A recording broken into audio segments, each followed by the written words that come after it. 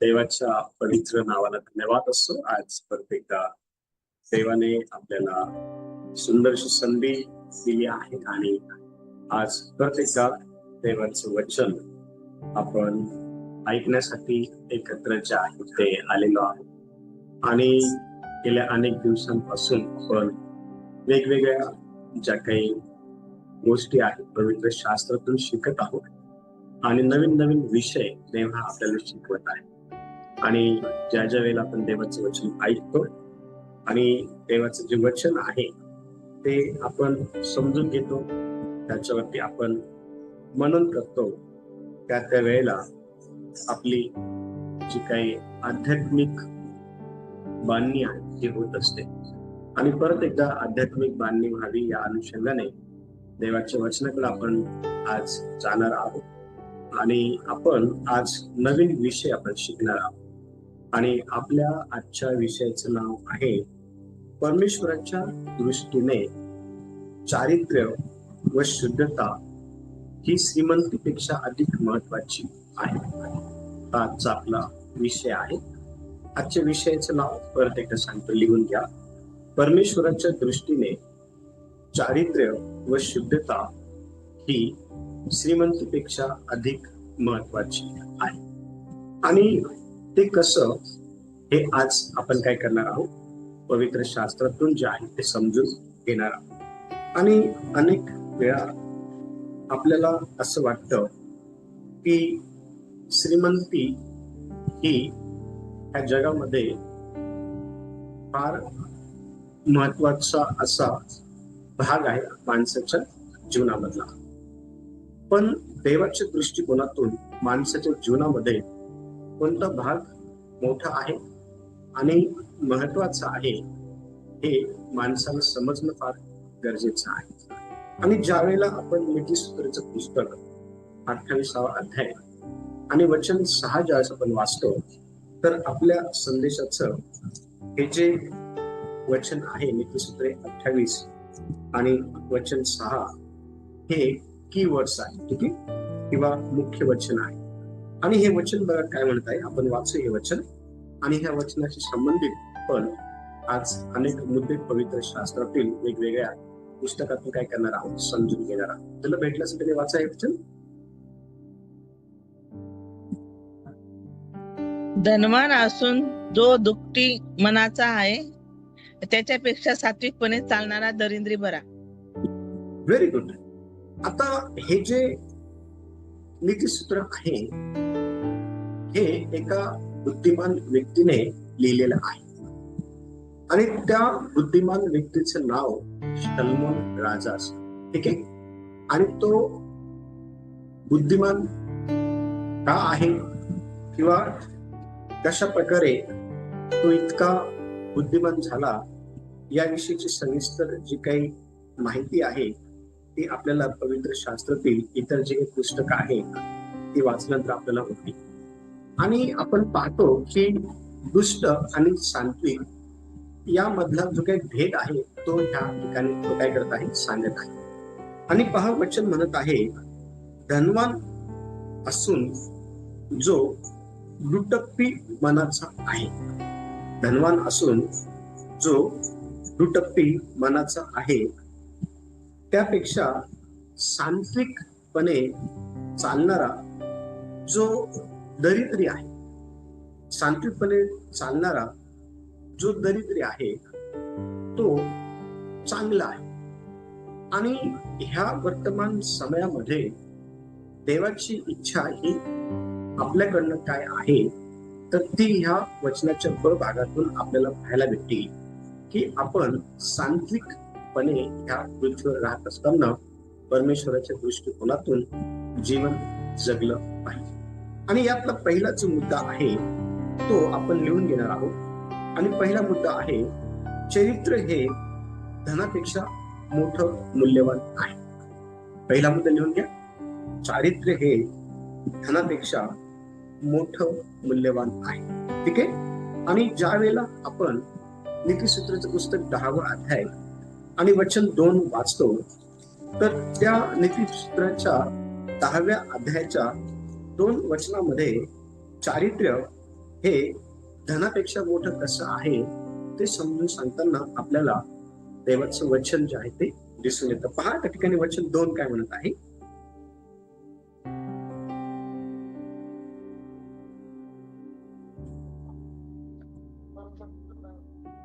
नीतिसूत्रे अध्याय 10 आणि वचन 2. दुष्टाईने मिळवलेली संपत्ती हितकर नाही, पण धार्मिकता मरणापासून मुक्त करीते. Very good. आज आपण पाहतो की जास्तीत जास्त लोक हे धनवान होण्याची इच्छा बाळगतात आणि धनवान होण्यासाठी ते दुष्टाईने संपत्ती जी आहे ते मिळवू पाहतात. परंतु देवाचं वचन या ठिकाणी आपल्याला हे शिकवत आहे की दुष्टाईने मिळवलेली संपत्ती आहे ती फायद्याची नाही, ती हिताची नाही. मग हिताचं काय आहे, फायद्याचं काय आहे, तर त्याचं उत्तर ह्याच वचनाच्या ब भागामध्ये आपल्याला पाहायला भेटतं की फायद्याचं जर काय आहे तर ते आहे नीतिमत्ता. फायद्याचं जर काय आहे तर ते आहे धार्मिकता. फायद्याचं जर काय आहे तर ते आहे चारित्र्य. आणि लक्ष द्या, जर आपण ह्या भूतलावरती राहत असताना देवाच्या दृष्टिकोनातून जर आपण नीतिमान आहोत, देवाच्या दृष्टिकोनातून जर आपलं चारित्र्य चांगलं आहे, देवाच्या दृष्टिकोनातून आपण जर धार्मिक जीवन जगत आहोत, तर मग मरण जे आहे ना, लक्ष द्या, मरणापासूनही आपलं जे आहे ते संरक्षण परमेश्वर देव जो आहे ते केल्याशिवाय राहणार नाही. आणि पवित्र शास्त्रामध्ये आपण अशा लोकांना पाहतो की ज्यांनी अतिशय कमी वेळेमध्ये श्रीमंत होण्याचा प्रयत्न केला आणि श्रीमंत होण्यासाठी त्यांनी परमेश्वराला न आवडणाऱ्या अशा मार्गाचा त्यांनी काय केलं माहिती का, अवलंबन केलं. त्यांनी त्या मार्गावरती चालणं किंवा तो मार्ग त्यांनी स्वीकारला. आणि आपण ज्या वेळेला दुसरे राजे 5वा अध्याय आणि 20 पासून 27 वचन ज्या वेळेला आपण वाचतो ना, तर दुसरे राजाच्या 5व्या अध्यायाच्या 20 ते 7 वचनामध्ये आपल्याला एलिशाचा जो नौकर आहे त्याचं नाव गेहजी आहे ना, आणि कशा प्रकारे गेहजी ह्याने अतिशय श्रीमंत होण्याची जी काही आशा आहे ती बाळगली होती.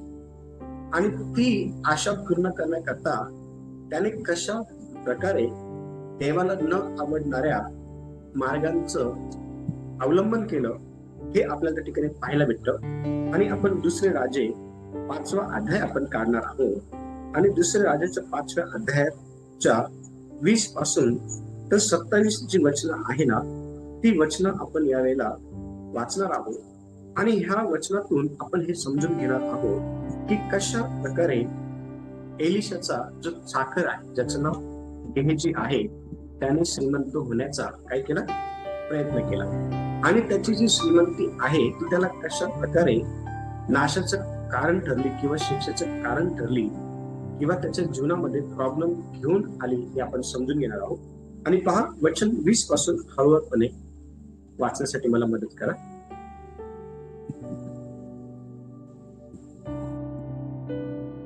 कुणाला भेटलं वचन? दुसरे राजे 5वा अध्याय आणि 20 ते 27. येस, वाचा. इकडे देवाचा माणूस अलिशा याचा चाकर गेहजी याने विचार केला की आरामी नामाने आणलेला नजराना माझ्या धन्याने न घेण्याने त्याचवर दया केली. परमेश्वराच्या जीविताची शपथ, मी त्याच्या मागून धावत जाऊन त्याचपासून काहीतरी घेतोच. मग गेहजी नामानाच्या मागून गेला. आपल्या मागून कोणी धावत येत आहे हे नामानाने पाहिले तेव्हा त्याने आपल्या रथावरून उतरून त्यास सामोरे जाऊन विचारले, सर्व काही ठीक आहे ना? गेहजी म्हणाला, सर्व काही ठीक आहे. माझ्या धन्याने आपल्याला असे सांगावयास मला पाठविले आहे की पहा, एफ्राईमाच्या डोंगरी प्रदेशातून संदेष्ट्यांचे 2 शिष्य माझ्या येथे नुकतेच आले आहेत. त्यांच्यासाठी एक किक्कार चांदी व 2 पोशाख घ्या. नामान म्हणाला, कृपा करून 2 किक्कार. हे त्याने आग्रह करून 2 किक्कार चांदीच्या 2 थैल्या बांधून 2 पोशाखासह आपल्या 2 सेवकांच्या खांद्यावर ठेविल्या. हे सर्व घेऊन ते त्याच्या पुढे चालले. तो टेकडी नजीक घेऊन पोहोचला तेव्हा त्याने त्याला वस्तू त्याच्या हातून घेऊन आपल्या घरी ठेवून दिल्या आणि त्या मनुष्यास जा म्हणून सांगितले. मग ते निघून गेले. त्याप्रमाणे तो आत जाऊन आपल्या धन्यापुढे उभा राहिला. अलिशा त्यास म्हणाला, गेहजी, तू कोठून आलास? त्याने म्हटले, आपला दास कोठेही गेला नव्हता. तो त्यास म्हणाला, तो पुरुष तुला भेटावयासाठी आपल्या रथावरून उतरून मागे फिरला तेव्हा माझे लक्ष तिकडे गेले नव्हते काय?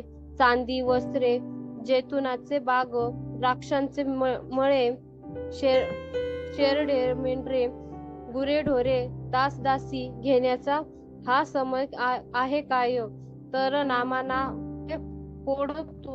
कोड तुला व तुला संतानाला निरंतर लागून राहील. तेव्हा तो बर्फासारखा पांढरा कोडी होऊन त्याच्या पुढे चाल झाला. Okay, very good. आता हा जो शास्त्र भाग आपण वाचला आहे, ह्या शास्त्र भागामध्ये आपल्याला 3 जे कॅरेक्टर आहेत ते दिसून येतात. एक आहे देवाचा माणूस एलिशा, दुसरा आहे त्याचा सेवक गेहजी आणि तिसरा आहे नामान नावाचा व्यक्ती ज्याला कोड होतो. ठीक आहे. आणि आपण ह्या ठिकाणी पहिला जो मुद्दा आहे तो पाहत आहोत, चारित्र्य हे धनापेक्षा मोठं मूल्यवान आहे. आणि ते कसं, तर ते समजून घेण्याकरता आपण नीतिसूत्रे 10:2 हे वचन वाचलं होतं. आणि देवाचं वचन सांगतं की देव ह्या दिवसांमध्ये कोणत्या लोकांना शोधत आहे. देवाची जी दृष्टी आहे ना, ती ह्या भूतलावरती जी नीतिमान आहे, सात्विक आहे, धार्मिक आहे, अशा लोकांना शोधत आहे. आणि ह्या ठिकाणी आपण पाहतो की एलिशा जो आहे, एलिशा हा जो देवाचा माणूस आहे, त्याच्याकडं नामान नावाचा व्यक्ती आहे. आणि नामान नावाचा व्यक्ती हा त्याच्याकडं बरं होण्याच्या अनुषंगाने आलेला असताना देवाच्या माणसाकडं त्याने खाली हात जाणं जे आहे त्या ठिकाणी त्याला ते आवडलं नाही, म्हणून बऱ्याच गोष्टी त्या ठिकाणी घेऊन आला. पण देवाच्या माणसाने त्या ठिकाणी ते घेणं नाकारलं. आणि देवाच्या माणसाचा सोबत असणारा जो काही सेवक आहे, ज्याचं नाव गेहजी आहे ना, त्याने त्या ठिकाणी आपण पाहतो की श्रीमंत होण्याच्या अनुषंगाने ज्या गोष्टी देवाला न आवडणाऱ्या होत्या त्याच गोष्टी त्याने केल्या. आणि लक्ष द्या, त्या ठिकाणी तो गेहजी जो आहे ना, नामानाबरोबर खोटं बोलला. आणि काय खोटं बोलला हे आपल्याला ह्या वचनातून जे आहे ते दिसतं. 22 वचन जेव्हा आपण वाचतो त्यावेळेला गेहजी हा नामानाबरोबर काय करत आहे, संभाषण करत आहे. आणि संभाषण करताना तो म्हणत आहे की माझा जो स्वामी आहे त्याच्याकडं 2 जे संदेष्टे आहे ना, संदेष्टांचे जे शिष्य आहेत ते नुकतेच आले आहे. आणि ते कुठून आलेले आहे? एफ्राईमाच्या डोंगराकडून. आणि पुढे जेव्हा आपण वाचतो तर त्या ठिकाणी आपल्याला अनेक गोष्टी पाहायला भेटतात की त्यांच्यासाठी तो जो आहे ना, काही चांदी आणि काही जे पोषक आहेत त्याची मागणी तो करतो. आणि तो देखील व्यक्ती त्याला त्या सर्व गोष्टी देऊन देतो. आणि मला तुम्हाला यातून हे सांगायचं आहे की दुष्ट गोष्टी करून श्रीमंत होण्याच्या आज अनेक लोक जे आहे ना अपेक्षा ठेवत आहे. आणि दुष्ट गोष्टी करून ते लवकर झपाट्याने श्रीमंत देखील होतात. पण ते हे विसरून जातात की त्यांनी पत्करलेला जो श्रीमंत होण्याचा दुष्ट मार्ग आहे तो देवाला आवडलेला नाहीये. आणि लक्ष द्या, ह्या ठिकाणी आपण पाहतो की गेहजीला असं वाटलं की आपण आपल्या स्वामीपासून सर्व काही लपून ठेवू शकतो. पण त्या ठिकाणी काही लपून ठेवता आलं नाही. त्याच्या स्वामीला ह्या गोष्टी प्रगट ज्या आहेत देवाच्या आत्म्याने केलेल्या होत्या. आणि त्या ठिकाणी आपण पाहतो की गेहेजी जो आहे ना, गेहेजी त्या ठिकाणी कोडी जो आहे तो बनला. नामानाचा जो कोड आहे ना, नामानाचा कोड हा त्या गेहेजीला आणि त्याच्या संतानाला निरंतर जो आहे तो लागून राहिला. लक्ष द्या, जर दुष्ट गोष्टी करून जर आपण श्रीमंत होण्याचा प्रयत्न जर केला तर त्याचे जे प्रतिफळ आहे त्यापासून कोणीही सुटत नाही. त्या ठिकाणी देवाची सेवा, देवाच्या माणसासोबत राहून करणारा जो गेहेजी आहे ना, तो देखील सुटला नाही. आणि त्या ठिकाणी त्याचा जो लोभ आहे ना, गेहेजीच्या ठाई पैशाचा असलेला जो लोभ आहे ना, त्या लोभामुळं त्याला शारीरिक आणि आत्मिक दोन्ही श्राप जे आहे त्या ठिकाणी त्याला भोगावे लागले. किंवा दोन्ही श्रापांना जे आहे ना, त्याने त्या ठिकाणी काय केलं माहिती का, त्याच्या जीवनामध्ये आमंत्रण दिलं. आणि लक्ष द्या, त्या ठिकाणी ते दोन्ही श्राप त्याच्या जीवनामध्ये का आले? कारण त्याच्यामध्ये लोभ होता. त्या लोभाने त्याला खोटं जे आहे ते बोलण्याकरता काय केलं माहिती का, उकसवलं. आणि खोटं बोलून त्याने दुष्टाईने धन मिळवून श्रीमंत होण्याचा प्रयत्न केला. लक्ष द्या, देवाला ती गोष्ट मुळीच जी आहे ती आवडलेली नव्हती. आणि म्हणून आपण ह्या जगामध्ये राहत असताना आपल्याला स्वतःला सांभाळणं फार गरजेचं आहे. की ह्या जगामध्ये राहत असताना आपण आपलं जे चारित्र्य आहे ते जपणं फार गरजेचं आहे. कारण धनापेक्षा सर्वात मोठं जर देवाच्या दृष्टीमध्ये जर काय असेल तर ते आहे चारित्र्य, ते आहे धार्मिकता, ते आहे नीतिमत्वता, ते आहे शांतीपणा. दुसरा मुद्दा परमेश्वराचा आशीर्वाद शुद्ध जीवनावर असतो. ज्यांचं जीवन शुद्ध आहे, ज्यांचं जीवन पवित्र आहे, अशा लोकांच्या जीवनावरती परमेश्वराचा आशीर्वाद असतो. आणि बघा, वचन वाचू आपण, नीतिसूत्रे त्याचा 16वा अध्याय आणि वचन 8 पहा काय म्हणत आहे. नीतिसूत्रे 16वा अध्याय आणि वचन 8 कशा प्रकारे परमेश्वराचा आशीर्वाद हा पवित्र आणि शुद्ध जे काही जीवन आहे अशा लोकांवरती असतो. कोणीतरी वाचायला ती मदत करा. अन्यायाने मिळवलेल्या मोठ्या मिळकतीहून न्यायाने कमवलेले थोडे बरे. Very good. आज लोक जास्तीत जास्त वाईट गोष्ट करून मोठ्या गोष्टी मिळवण्याचा प्रयत्न करत आहे. आज जगामध्ये आपण पाहतो की वर्तमान समयामध्ये अन्याय करून अधिक श्रीमंत होण्याचा जो काही प्रयत्न आहे तो करत आहे. आणि अन्याय कोणत्या कोणत्या प्रकारच्या स्वरूपामध्ये मोडले जातात हे येणाऱ्या दिवसांमध्ये आपण डिटेलमध्ये शिकणार आहोत. ठीक आहे. पण देवाचं वचन काय सांगत आहे, न्यायाने कमवलेलं थोडं हे अन्यायाने मिळवलेल्या मोठ्या धनापेक्षा चांगलं आहे. आणि ज्या वेळेला तुम्ही अन्यायाने कमवलेलं थोडं जे आहे ना कमवतात ना, त्यामध्ये परमेश्वर देवाचा आशीर्वाद असतो. आणि परमेश्वराचे नेत्र जे आहे ना तुम्हाला पाहतात की तुम्ही ते कसं कमवलेलं आहे. लक्ष द्या, अन्यायाने कमवलेल्या त्या धनामध्ये परमेश्वराचे आशीर्वाद नसतात. आणि अन्यायाने कमवलेल्या त्या धनामध्ये अनेक श्राप असतात, अनेक आजार असतात, अनेक प्रॉब्लेम्स त्यामध्ये असतात. गेहेजीला असं वाटलं की माझ्या धनाला काही कळालेलं नाही, मी जे आहे ते नामानाकडनं काय घेतलेलं आहे. त्याला वाटलं की त्याला काही कळालं नाही. पण लक्ष द्या, देवाला सर्व काही कळालेलं होतं, हे तो विसरून गेला. आज अनेक ठिकाणी आपण पाहतो की लोकांना असं वाटतं की आपण अन्यायाने चुकीच्या मार्गाने पैसा कमवत आहे आणि त्याच्या संदर्भाची जी काही माहिती आहे किंवा त्याच्याविषयीची जी काही खबर आहे कोणालाच नाही.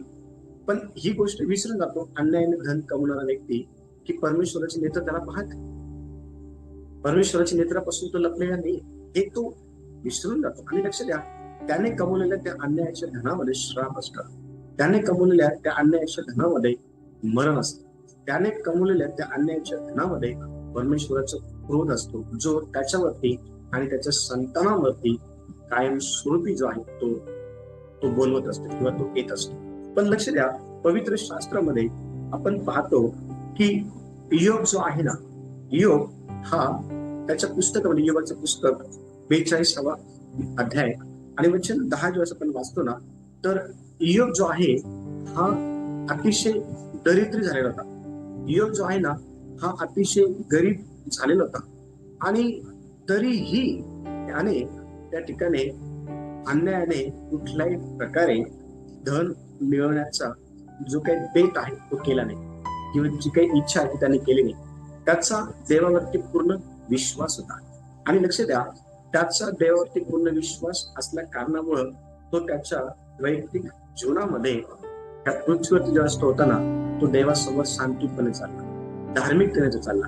आणि तुम्हाला माहिती का, तो देवासमोर धार्मिकतेने आणि नीतिमत्वाने चालत असल्या कारणामुळं परमेश्वर देवाने त्याला जे आहे ना आशीर्वाद केला. आणि बघा कशा प्रकारे देवाने त्याला आशीर्वाद केलं. मी योबाचं पुस्तक 42वा अध्याय आणि वचन 10 कोणीतरी काय म्हटलं बघा की नाही, वचन 10. योबाने आपल्या मित्रांसाठी प्रार्थना केली, तेव्हा परमेश्वराने योबाच्या दुःखाचा परिहार केला. पूर्वी योबाची मालमत्ता होती, तिच्या दुप्पट परमेश्वराने त्याला दिली. Very good. बघा या वचनाच्या अगोदर भागामध्ये काय म्हटलेलं आहे की पूर्वी म्हणजे केव्हा, जेव्हा त्याच्या जीवनामध्ये अनेक प्रॉब्लेम्स येण्या अगोदर त्याच्याकडं भरपूर संपत्ती होती, भरपूर मालमत्ता होती. परंतु कशा प्रकारे ती मालमत्ता त्याच्याकडची पूर्णपणे जी आहे ती नाश पावली, हिरावून घेऊन जाण्यात आली. तिच्याविषयीचं संपूर्ण जे काही वृत्तांत आहे ते पहिल्या अध्यायामध्ये आपल्याला पाहायला भेटतं. आणि इथं म्हटलेलं आहे की पूर्वी योबाकडं जितकी मालमत्ता होती ना, तिच्या दुप्पट मालमत्ता परमेश्वर देवाने ही योबाला दिली. आणि योबाला परमेश्वर देवाने ही मालमत्ता दुप्पट अशी का दिली माहिती का? कारण योबाचं जे चालणं आहे ना ते देवाला आवडलं होतं. योबाचं जे काही जीवन आहे ना ते देवाला आवडलं होतं. योबाने त्याच्या जीवनातून परमेश्वर देवाला प्रसन्न केलेलं होतं. लक्ष द्या, ह्या जगामध्ये राहत असताना आपल्या समोर आपण ह्या गोष्टींकडे लक्ष देणं फार गरजेचं आहे की अन्यायाने धन मिळवून श्रीमंत होण्याच्या अनेक संध्या आपल्याकडे येतील आणि धार्मिकतेने थोडं कमवून जीवन जगण्याच्या संध्या देखील अनेक आपल्याकडे येतील. मग आपण निर्णय घ्यायचा आहे की आपण काय केलं पाहिजे. आणि ह्या ठिकाणी योग जो आहे ना, योबाने कधीही चुकीच्या मार्गाने जाऊन धन मिळवून श्रीमंत होण्याचा प्रयत्न केला. योबाने परमेश्वर देवाला आवडेल अशा प्रकारचं जीवन जगला. आणि लक्ष द्या, परमेश्वर देवाने योबाला दुप्पट जो आशीर्वाद आहे तो दिला. आणि आपल्याला देखील देव अशाच प्रकारे दुप्पट जो आशीर्वाद आहे तो दिल्याशिवाय राहणार नाही.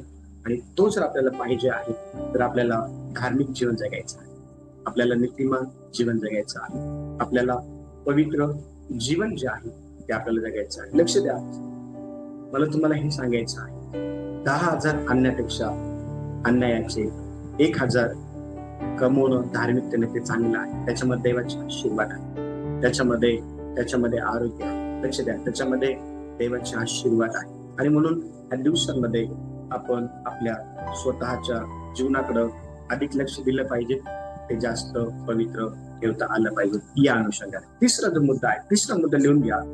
दुटप्पीपणा म्हणजे फसवणूक आणि कपट. आणि आज अनेक ठिकाणी लोक हे दुटप्पीपणाने वागताना आपल्याला दिसून येतात. आणि ते दुटप्पीपणा कोणत्या साहाय्याने करत आहे किंवा कोणत्या साहाय्याने ते दुटप्पीपणाच्या वागणूक करत आहे, तर फसवणुकीच्या द्वारे आणि कपटाच्या द्वारे. बघा, नीतिसूत्राचं पुस्तक 3रा अध्याय आणि वचन 32 पहा काय म्हणत आहे. नीतिसूत्रे 3रा अध्याय आणि वचन 32.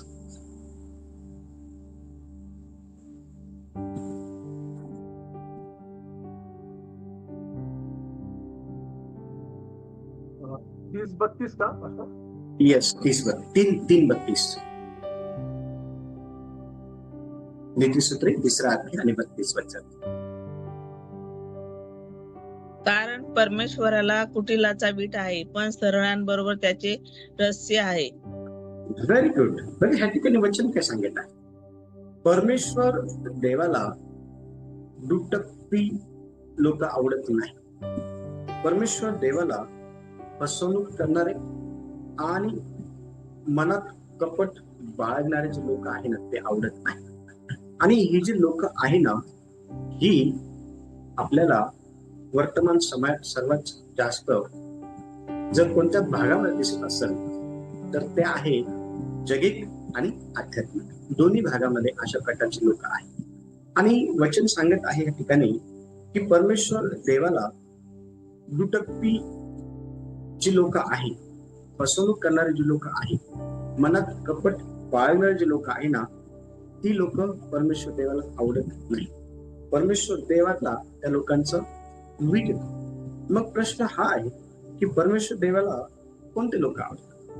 तर त्याच वचनाच्या ब भागामध्ये त्याचं उत्तर आहे, जी लोक सरळ चालतात, जी लोक कशी चालतात, सरळ, उजवीकडं आणि डावीकडं पाहत नाही किंवा ओळख नाही, जी लोक कुंपणाच्या आतमध्ये राहतात. कुंपण म्हणजे देवाच्या नियमाच्या आतमध्ये, ठीक आहे ना. देवाचे सांगतात जो कुंपण तोडतो त्याला सर्प दंश होतो. आणि लक्ष द्या, कुंपण तोडणं म्हणजे देवाच्या आज्ञेच्या विरुद्ध जाणं आणि वाईट काम करणं आहे. पण आपण ह्या दिवसांमध्ये आपल्या स्वतःच्या जीवनाकडे अधिक बारकाईने लक्ष द्यायचं आहे आणि आपण आपल्या स्वतःचं आत्मपरीक्षण हे करायचं आहे, काय मी देवा बरोबर चालत असताना सरळ चालत आहे का? माझ्या मनामध्ये कपट तर नाही, मी कुणाला फसवत तर नाही, माझ्या हातून कुणाचं नुकसान तर होत नाही, मी दुटप्पीपणाने तर वागत तर नाहीये. लक्ष द्या, अशा प्रकारे आपण आपल्या स्वतःचं जे आहे ना आत्मपरीक्षण करणं फार गरजेचं आहे. आणि एक व्यक्ती होता जो येशू सोबत राहायचा आणि त्याच्या मनामध्ये कपट होता. तो फसवणूक करण्याच्या जे काही स्वभाव आहे त्याच्याने तो भरलेला होता आणि तो जो आहे ना दुटप्पी मनाचा होता. आणि तो व्यक्ती आपल्याला मत्तयाचं पुस्तक 27वा अध्याय आणि 3 ते 5 वचन ज्यावेळेला आपण वाचतो तर पहा त्या ठिकाणी मत्तयाचं पुस्तक 27वा अध्याय आणि 3 ते 5 वचनामध्ये तो व्यक्ती कशा प्रकारे दुटप्पी आहे, फसवणूक करणारा आहे, कपटी आहे हे समजून येतं. कोणीतरी वाचण्यासाठी मला मदत करा. 3 ते 5 वचन. तेव्हा तो शिक्षा पात्र ठरवण्यात आला असे पाहून त्याला धरून देणारा यहुदा पस्तावला आणि ते 30 रुपये मुख्य याजक व वडील यांच्याकडे परत आणून म्हणाला, मी निर्दोष जीवाला धरून देऊन पाप केले आहे. ते म्हणाले, त्याचे आम्हाला काय, तुझे तूच पाहून दे. मग त्याने ते रुपये मंदिरात फेकून दिले व जाऊन गळफास केले. Yes, very good. बघा, ह्या ठिकाणी आपण पाहतो की यहुदा जो आहे ना येशू बरोबर प्रामाणिकपणे राहिला नाही.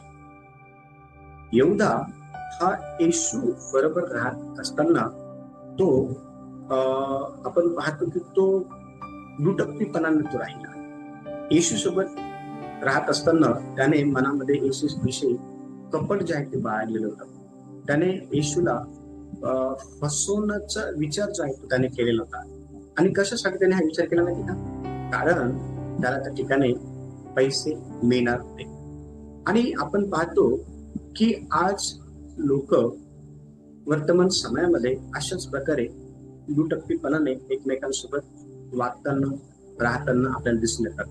आज वर्तमान समयामध्ये लोक एकमेकांची फसवणूक करून फायदा करून घेण्याच्या अनुषंगाने राहताना आपल्याला दिसून येतात. आज लोक जे आहे ना एकमेकांबद्दल मनामध्ये कपट बाळगून फायदा करण्याच्या अनुषंगाने जे आहे एकमेकांसोबत राहताना आपल्याला दिसून येतात. परंतु लक्ष द्या, त्यांच्या अशा प्रकारच्या वागणुकीमुळे ते त्यांच्या स्वतःवरच जे आहे संकट, मरण, श्राप, आजार, गरिबी हे ओढून घेत आहे हे त्यांना समजत नाही. या ठिकाणी यहुदा इस्करियोत आहे ना, यहुदा इस्करियोत याने येशूविषयी मनात कपट ठेवलं होतं. येशूविषयी मनामध्ये त्याच्या फसवणूक होती, कुटप्पीपणा होता. परंतु त्याला असं वाटलं की ह्याच्या सहाय्याने आपण श्रीमंत होऊ शकतो. परंतु त्या ठिकाणी आपण पाहतो की त्याच्या जीवनामध्ये त्याला मृत्यूचा सामना जो करावा लागला. त्या ठिकाणी वचन स्पष्टपणे सांगत आहे, त्याने ते जे पैसे आहे ना ते मंदिरामध्ये फेकून दिले आणि त्याने जाऊन गळफास घेतला. लक्ष द्या, ह्या जगामध्ये राहत असताना आपण आपल्या स्वतःच्या जीवनाकडे लक्ष देणं फार गरजेचं आहे. आणि कोणत्या भागामध्ये आपल्याला आपल्या स्वतःच्या जीवनात लक्ष द्यायचं आहे तर ते भाग हे आहे, काय मी दुटप्पी मनाने कुणाशी तर वागत नाही ना. मी जर देवाचा मुलगा आहे, मी जर देवाची मुलगी आहे, मी जर देवाचा सेवक आहे, मी जर पुढारी आहे, मी जर मास्टर आहे, मी जर लीडर आहे, मी जर ले लीडर आहे. लक्ष द्या, आपण आपल्या स्वतःला हा प्रश्न विचारणं फार गरजेचं आहे. आणि जर आपल्या मनामध्ये जर ह्या गोष्टी असेल तर मग आपण देवाकडे प्रामाणिकपणे दाखवणे फार गरजेचं आहे. आणि निश्चित अर्थाने परमेश्वर देव हा तुम्हाला यातून बाहेर काढल्याशिवाय राहणार नाही. आपल्याला या दिवसांमध्ये या गोष्टीकडे लक्ष देणं फार गरजेचं आहे. चौथा मुद्दा क्रमांक 4 लिहून घ्या. सांत्विकपणा म्हणजे देवाचं भय आणि मार्गावर चालणे. चौथा मुद्दा लिहून घ्या. सांत्विकपणा म्हणजे देवाचं भय आणि देवाच्या मार्गावर चालणे. ठीक आहे, ओके. नीतिसूत्रे याचा 14वा अध्याय आणि त्याचं जे दुसरं वचन आहे ते कशा प्रकारे आपल्याला सांत्विकपणे संदर्भात देवाचं भय आणि देवाच्या मार्गावर चालण्याविषयी सांगतं ते आपण पाहणार आहोत. कोणीतरी नीतिसूत्रे 14वा अध्याय आणि वचन 2 वाचण्यासाठी मदत करा. वचन 2. जो सरळपणे चालतो तो परमेश्वराचे भय धरतो, पण ज्याचे मार्ग कुटील असतात तो त्याला तुच्छ मानतो. यस, बघा, सरळपणे चालणारा आणि कुटील मार्गाने चालणारा दोन प्रकारची व्यक्ती या ठिकाणी आहे. आणि सरळपणे चालणारा जो व्यक्ती आहे ना त्याच्या ठाई आपल्याला परमेश्वराचं भय दिसतं. आणि परमेश्वराचं भय काय करतं माहिती का? परमेश्वराचं भय आपल्याला सांत्विकपणे चालण्याकरता मदत करतात. परमेश्वराचं भय जे आहे ना आपल्याला कुणाविषयी फसवणूक करण्याकरता सांगत नाही. परमेश्वराचं भय हे आपल्याला कुणाविषयी मनात कपट जे आहे ते करायला सांगत नाही. परमेश्वराचं भय हे आपल्याला दुटप्पीपणाने वागायला जे आहे ते सांगत नाही, शिकवत नाही. पण परमेश्वराचं भय हे आपल्याला सरळपणे चालायला शिकवतं. पण असे पण लोक आहेत आणि हे जे लोक आहे ना ह्यांच्या मध्ये परमेश्वराचं भय नाही आणि हे कुटील मार्गाने जे आहे ते चालतात आणि परमेश्वराला हे तुच्छ म्हणतात. आणि हे लोक जास्तीत जास्त आपण पाहतो की वर्तमान समयामध्ये सेवा करताना पण दिसून येतात, सेवेमध्ये पण आहे. आणि अशा लोकांना आपल्याला ओळखता आलं पाहिजे. येणाऱ्या दिवसांमध्ये अशा लोकांना कशा प्रकारे ओळखायचं हे आपण पवित्र शास्त्रातून जे आहे सविस्तरपणे काय करणार आहोत, शिकणार आहोत. आणि मग सांत्विकपणा म्हणजे देवाचं भय आणि देवाच्या मार्गावर चालणं हे ह्या ठिकाणातून आपल्याला समजण्याकरता मदत होती. आणि ज्या वेळेला आपण दानिएलाचं पुस्तक आपण ज्या वेळेला काढतो, दानिएलाच्या पुस्तकाच्या पहिल्या अध्यायामध्ये 8 ते 20 वचन ज्यावेळेला आपण वाचतो तर त्या ठिकाणी दानिएल आणि त्याचे 3 मित्र आहेत. आणि दानिएल आणि त्याचे जे 3 मित्र आहे ना त्यांनी देवाचं जे भय आहे ते आपल्या जीवनामध्ये धरलेलं होतं. हे जे दानिएल आणि त्याचे जे 3 मित्र आहेत, शद्रक, मेशक आणि अबेदनगो, हे देवाच्या मार्गावरती जे आहे ते चालणारे होते. आणि त्यांना त्या ठिकाणी देवाच्या मार्गापासून ना दूर जाण्याची संधी त्यांना मिळाली किंवा देवाचं भय नाकारण्याची संधी देखील त्या ठिकाणी त्यांना जी आहे मिळाली ज्या वेळेला ते राजाच्या राजदरबारामध्ये त्यावेळेला. परंतु त्या ठिकाणी त्यांनी त्या संधीचा फायदा करून घेतला नाही. त्यांनी त्या ठिकाणी सहज तो जो जेवण बनवणारा व्यक्ती आहे ना त्याच्याशी त्यांनी बोलणं केलं. आणि बघा आपण पाहतो की दानिएल आणि त्याचे मित्र बाबेलच्या महलामध्ये होते, पण त्यांनी राजाचं अन्न आणि पाणी जे आहे ना ते अपवित्र त्यांच्यासाठी आणि त्या गोष्टींचा त्यांनी ठिकाणी नाकार केला. आणि असं त्यांनी केलं असल्या कारणामुळे परमेश्वर देवाने त्यांना उंच केलं. लक्ष द्या, या जगामध्ये ज्या गोष्टी देवाला आवडत नाही अशा गोष्टींना आपण नाही म्हणणं शिकलं पाहिजे. अशा गोष्टींना करण्याकरता आपल्याला अनेक मोहात जे आहे ते टाकण्यात येईल, तर त्या मोहाचा सामना आपल्याला करता यावा. आणि देवाचे जे भय आहे ते आपल्याला त्याचा सामना करण्याकरता सहाय्य करेल. आणि देवाच्या मार्गावरती चालून आपण सांत्विकपणा जो आहे तो देवाला दाखवल्याशिवाय राहणार. त्या ठिकाणी ह्या चौघांनीही सांत्विकपणा देवाला दाखवलं होतं. देवाचं भय ते धरणारे होते आणि ते अशा प्रकारचे लोक असल्या कारणामुळं परमेश्वर देवाने त्यांना उंच स्थान जे आहे ते दिलं. ते मोठमोठे अधिकारी त्या ठिकाणी झालेले आपल्याला पाहायला भेटतात. बाबेलमध्ये असताना. देवक तुम्हाला देखील मोठं करेल, काळजी करू नका. देवक तुम्हाला देखील मोठमोठ्या पदावरती घेऊन जाईल. देवक तुमच्याद्वारे अनेकांची सेवा करून घेईल. पण त्या पदापर्यंत जाण्याकरता तुम्हाला ह्या गोष्टीकडे लक्ष देणं फार गरजेचं आहे की देवाचं भय हे धरलं पाहिजे आणि देवाच्या मार्गावरती जे आहे तुम्ही नेहमी चाललं पाहिजे. तर देवा तुम्हाला उंच केल्याशिवाय राहणार नाही. 5वा जो मुद्दा आहे, मुद्दा क्रमांक 5, द्रव्य अस्थिर आहे पण सांत्विकता शाश्वत आहे किंवा टिकणारी आहे. ठीक आहे, 5वा मुद्दा लिहा. आपला वेळ होत चालला आहे म्हणून आपण थोडं लवकर जाणार आहोत. 5वा मुद्दा लिहा. द्रव्य अस्थिर आहे पण सांत्विकता शाश्वत आहे किंवा टिकणारी आहे. नीतिसूत्रे 23वा अध्याय आणि वचन 5 आपण वाचू आणि पहा त्या ठिकाणी काय म्हटलेलं आहे. जे पाहता पाहता नाहीसे होते, जे पाहता पाहता नाहीसे होते त्याकडे तू नजर लावलीस काय? कारण गगनात उडणाऱ्या गरुडासारखे पंख धन आपणास लावते. हा बघा, या ठिकाणी काय म्हटलेलं आहे. धन जे आहे ना, धन हे नाहीस होणार आहे. आणि पवित्र शास्त्रामध्ये ज्या वेळेला आपण पहिली 4 पुस्तकं नवीन करारातली वाचतो ना, शुभवर्तमानाची, त्या ठिकाणी धनाविषयी अतिशय स्पष्टपणे सांगण्यात आलंय की तू आपलं धन कुठं साठवलं पाहिजे. ह्याविषयी आपण शिकणार आहोत. पण ह्या ठिकाणी आपण हे पाहत आहोत की वचन सांगत आहे जे पाहता पाहता नाहीच होतं त्याकडं आज बऱ्याच लोकांची नजर आहे. आणि ते काय आहे जे पाहता पाहता नाहीच होतं, तर ते आहे धन. लक्ष द्या. आणि धन काय करतं माहिती का? धन हे आपल्याला गगनात उडणारा जो गरुड आहे ना, त्याच्यासारखं पंख जे आहे ना ते आपल्याला लावतं. म्हणजे धन आलं की मग आपल्यामध्ये ऍटिट्यूड, मीपणा, माझ्यासारखं कोणीच नाही आणि मग मी असं, मी तसं, मी हे करू शकतो, मी हे. म्हणजे धन, श्रीमंत माणूस हा त्या धनामुळं त्या गगनात उडणाऱ्या गरुडासारखा लोकांमधून वर होत असतो. लक्ष द्या. त्याला लोकांची म्हणजे त्या ठिकाणी मुळीच किंमत त्याला राहत नाही. पण ते जे धन आहे जे त्याच्याकडे आहे ते अस्थिर आहे. ते केव्हा त्याच्यापासून काय होईल माहिती का?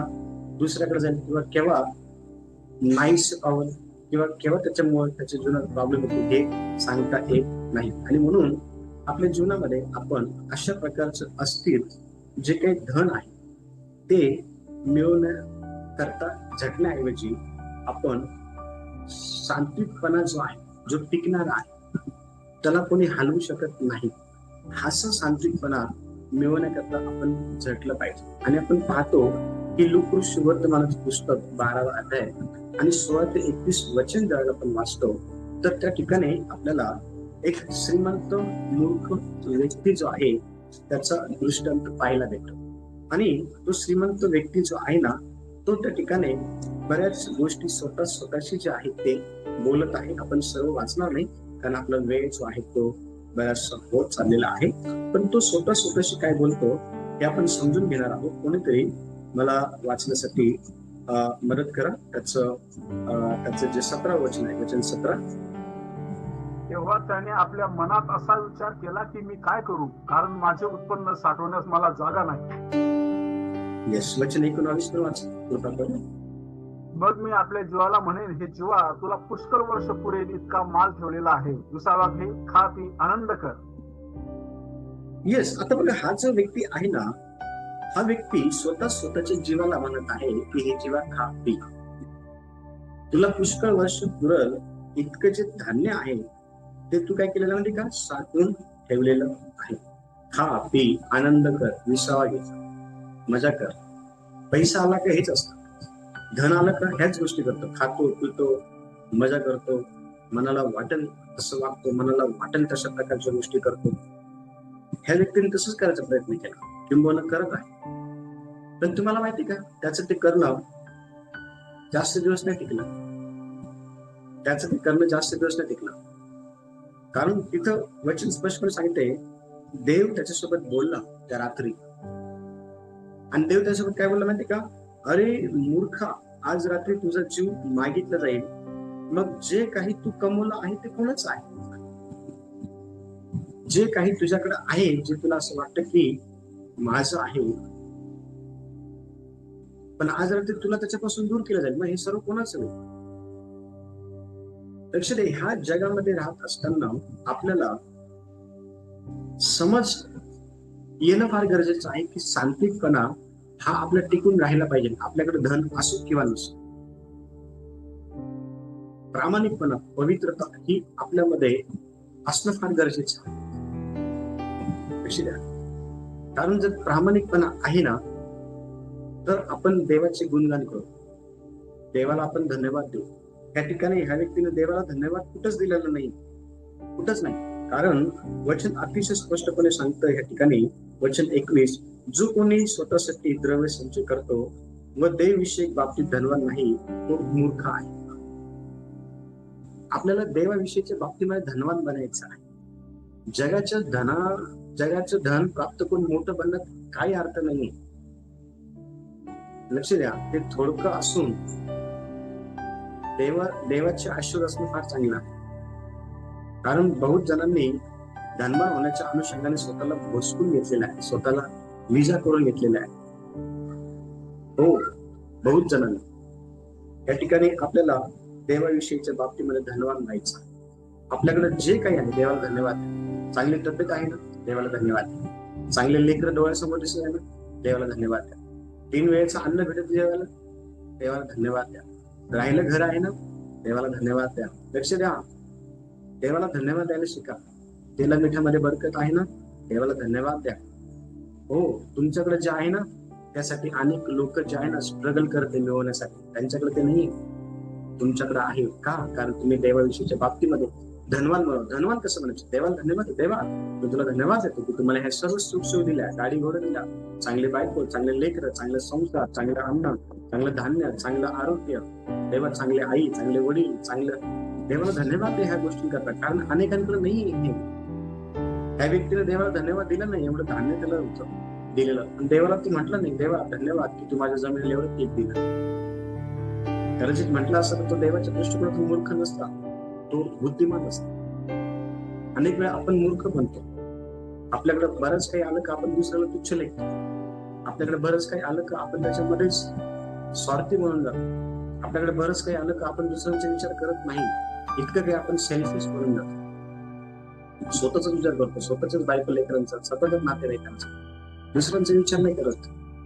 आपण योहानाच्या पुस्तकाच्या पहिल्या अध्यायाच्या 3ऱ्या वचनाच्या 7व्या वचनामध्ये वाचलं होतं, जो असं म्हणतो मी प्रकाशक आहे पण आपल्या भावाची प्रीती करत नाही, तो अजून अंधारामध्ये आहे. आपल्याला हे समजणं फार फार फार गरजेचं आहे. 6वा मुद्दा, दरिद्री पण देवभक्त जीवन लोकांसाठी उदाहरण ठरतं. 6वा मुद्दा लिहा, दरिद्री पण देवभक्त जीवन लोकांसाठी उदाहरण ठरतं. मत्तेचं पुस्तक 5वा अध्याय आणि वचन 8 आपण वाचू. थोडं लवकर आपण जाणार. मत्ते 5:8 वाचू. जे अंतकरणाचे शुद्ध ते धन्य, कारण ते देवाला पाहतात. Very good. बघा, देवाच्या सांगतायचे अंतकरणाचे शुद्ध ते धन्य, कारण ते देवाला पाहते. लक्ष द्या, आपल्याकडे जगाची श्रीमंती नसली चालेल, पण आपल्याकडे शुद्ध अंतकरण पाहिजे. का माहिती का? कारण आपण देवाला पाहू शकतो आणि आपण इतरांना पण देव जो आहे ना तो दाखवू शकतो. आणि लक्ष द्या, या दिवसांमध्ये आपल्याला देवभक्त जीवन जे आहे ते जगायचं आणि लोकांसाठी आपल्याला एक उदाहरण जे आहे ते बनायचं आहे. आणि येशू हा सुताराचा मुलगा होता, येशू गरीब होता, पण त्याचं जे अंतकरण आहे ना ते अंतकरण शुद्ध होतं, अंतकरण पवित्र होतं. शेवटचा मुद्दा, परमेश्वराचं राज्य हे शुद्ध अंतकरण आहे, धनात नाही. 7वा मुद्दा लिहून घ्या, परमेश्वराचं राज्य हे शुद्ध अंतकरणात आहे, धनामध्ये नाही. ठीक आहे. आणि बघा, रोमकराचं पत्र 14वा अध्याय आणि वचन 17 काय म्हणत आहे? कशा प्रकारे देवाचं राज्य हे शुद्ध अंतकरणात आहे, धनात नाही. कोणीतरी वाचण्यासाठी मदत करा. रोम 14वा अध्याय आणि वचन 17. कारण खाणे व पिणे यात देवाचे राज्य नाही, तर नीतिमत्व व शांती व पवित्र आत्म्याच्या द्वारे मिळणारा आनंद ह्यात ते आहे. Very good. देवाचं राज्य कशामध्ये आहे? खाण्यापिण्यामध्ये नाही आहे देवाचं राज्य. हो, देवाचं राज्य हे कशामध्ये आहे?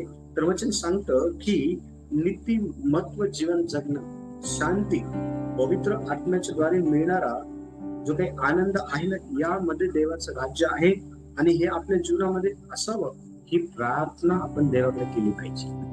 आपण देवाला म्हटलं, देवा तुम्हाला नीतिमान व्यक्ती बनव, धार्मिक व्यक्ती बनव.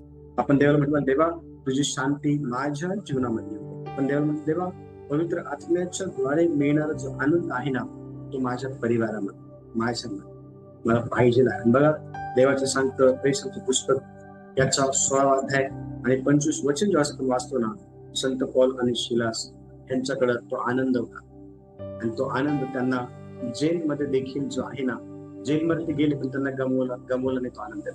याची द्या परिस्थिती कशी काय असेल, गरीब असो श्रीमंत असो, परिस्थिती संकटामध्ये असो, कशी काय असेल, जर देवाचा आनंद जर तुमच्यामध्ये आहे पवित्र आत्म्याद्वारे आलेला, तर देवा नेहमी तुम्हाला अधिक आणि अधिक पुढे आणि पुढे जायला घेऊन गेल्याशिवाय. म्हणून या दिवसांमध्ये परमेश्वराचं जे राज्य आहे ना, ते शुद्ध अंतःकरणामध्ये आहे आणि ते शुद्ध अंतःकरण आपलं असल्यामुळे यासाठी प्रार्थना करा. लक्ष द्या, या ठिकाणी आपण एकूण 7 मुद्दे जे आहेत ते पाहिले आहेत आणि म्हणून आपण आपल्या स्वतःला तयार करणं फार फार फार फार आणि फार गरजेचं आहे. तेव्हा या वचनाच्या द्वारे सर्वांना आशीर्वाद देव.